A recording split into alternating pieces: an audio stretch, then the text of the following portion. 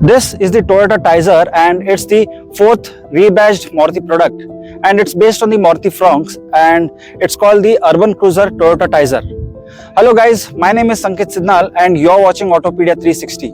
So before I begin the review, I request you to please subscribe our channel Autopedia 360 and press the bell notification for future videos. And if you like the video, do comment and share it among your friends.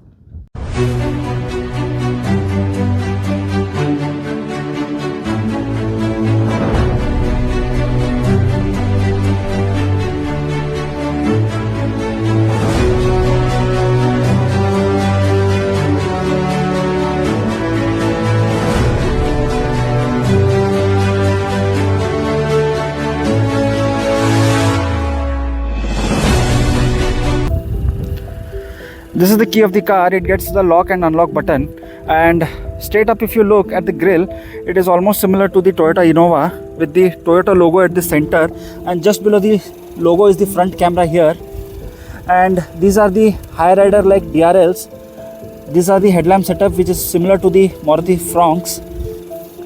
This is the turn indicators. There is no dynamic swipe as such.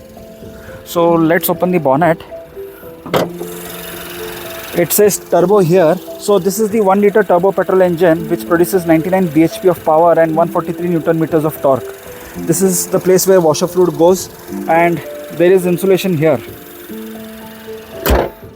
So now coming to the side profile of the car, it is almost similar to the Maruti Fronx. The only thing that differentiates it is the alloy wheel design, which is a diamond cut alloy wheel design, and the tire size happens to be 195/60 R 16-inch tires. It gets this black color body cladding here, and there's a placement for the 360-degree camera here. It gets the request sensor only on the front two doors, and this roof rail here, and the shark fin antenna. So overall, if you look at the side profile, it is almost similar and there is not much change as such. Now if you look at the rear profile of the Taisor, it gets this nice LED, C-type LED treatment here, and this LED light bar. It has 4 rear parking sensors, the reflector treatment here, and it gets this skid plate treatment at the bottom. The rear view camera is nicely placed here, and the Toyota logo here. This is the rear wiper. It gets this rear spoiler with high mounted stop lamp here, and it says Urban Cruiser Taisor. So now let's open the boot. The Toyota Taisor also gets a boot space of 308 liters, and there's a light placement here. So the spare wheel is here. It's a steel rim tire and not an alloy. The jack placement is here. Yeah, you get this parcel shelf here.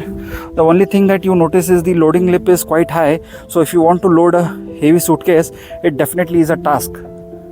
So let's close it. So the overall rear profile looks very stylish here with that LED light bar.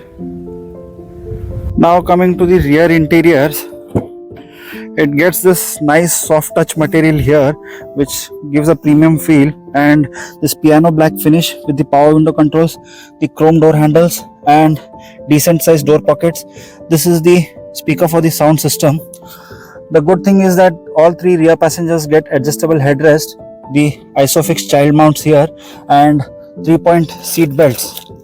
The seats can also be split in 60/40 configuration to get some extra boot space, and you can just put it back like this. However, it does miss out on the center armrest. It gets the twin AC vents here, and just below the AC vents are the charging ports and some storage space. So let's get inside. So if you look here, I am 6 feet tall, and you get a very good knee room, and you don't get any height adjustable seat belts. The grab handle here, the cabin lamp is here, and the hump is small, and it also gets the nice under thigh support. So overall, I would say that 3 people can comfortably sit at the rear. Now coming to the front interiors, this is the request sensor here. So if you look at the front interior, It is almost similar to the Fronx. There is not much change done by the Toyota. So anyways, here you get the soft touch material here, and these are your power window controls, the ORVM controls, and this is the chrome finish door handle here, the speaker for the sound system. The door pockets are big in size. This is the engine start stop button, the heads up display controls, the traction control button, the 360-degree view button, the headlamp leveler, and the automatic start stop button. So these are the front seats, which are finished in the fabric upholstery. They are nice and broad, but they don't get any leather upholstery, and is also manually height adjustable only. And this is the leather wrapped 3-spoke flat bottom steering wheel. So let's get inside. So the steering is tilt as well as telescopic adjustment, which is good. And at the right you have your cruise control, and at the left are the controls for the volume and mode, and here are the phone controls and the voice command button. These are your wiper controls and the headlamp controls here. So straight in front is the instrument cluster, where the tachometer and the temperature gauge is at the left, and the speedometer and the fuel gauge is at the right, and right in between them is the multi-information display, which can be accessed by using these controls here. I wish it was also present on the steering rather than here. So you can access the information using these controls here. So this is the battery information and the engine information, the hybrid system basically, and this is the fuel economy. These are the some graphs, and this is the driving time. So straight up, if you see, you get to see this heads up display, which is very cool, and it has got various layouts such as the speed, and this is the hybrid information system, and this is the RPM meter. So overall it's a very good system. So now coming to this 9-inch infotainment system, which you get in the top end variant, it has the wireless Android Auto and Apple CarPlay, and it is also the display for the reverse camera and the 360-degree camera. So let me show you the reverse camera. So it comes with the adaptive guidelines, and it is also the display for the 360-degree camera, which I'll show you here. Yeah, so it gets the multiple views here. So this is the view here. I just wish the quality of the camera was little better, and luckily the color of the car also matches the one you see here. Also, let's check out the sound quality of the car. Let me turn on the radio. So yeah.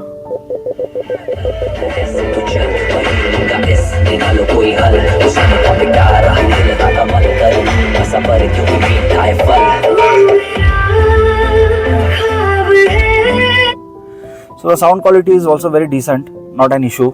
So just below that is the AC vents with the hazard warning lamp button, and here are the controls for the climate control, the rear and front defogger, and just below them is the 12-volt charging socket here, and you get a regular USB charging port, and at the bottom is the wireless charging pad, the twin cup holders, the gear lever here, and this is the handbrake and the center armrest, which is adjustable here, and you have some storage space here.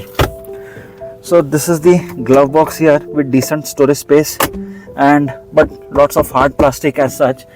And this is the auto dimming rear view mirror, the cabin lamps here, and the sun visor with vanity mirror and lamp. So if you look at the interiors, it is almost similar to the Maruti Fronx, and the build quality is good. So that's it for the interior and exterior of this Toyota Taisor. Now let's see how it feels to drive this car.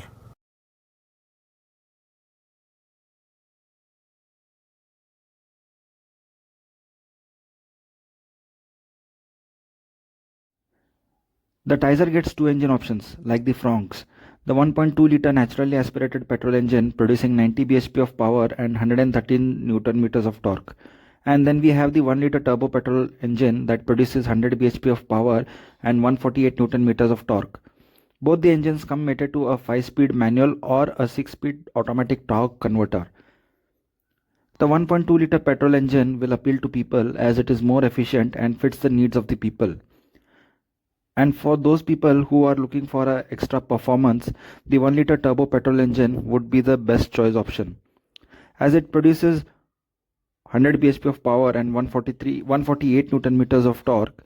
You also get a good aggressive power delivery after 2000 rpm, and you will be able to hear slight noise in the cabin. There is also a mild hybrid system which provides electric boost, but it is very less noticeable. The 5-speed manual is also a very good gearbox, as the shifts are really very smooth, and it is definitely a good gearbox.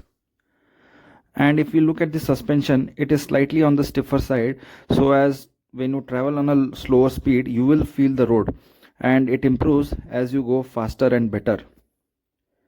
The suspension is slightly on the stiffer side though. The steering is nice and has a good connect. It could have been little sharper. Also, when it comes to braking, the brakes are good. So at the end, it is between the Fronx and the Taisor. You have to decide. Both cars are similar, and the Fronx comes with 2 years warranty, whereas the Taisor comes with a 3 years warranty. So let us know in the comments which one would be your choice of car. And for more automotive content, please subscribe our channel Autopedia 360, and also don't forget to follow us on Instagram.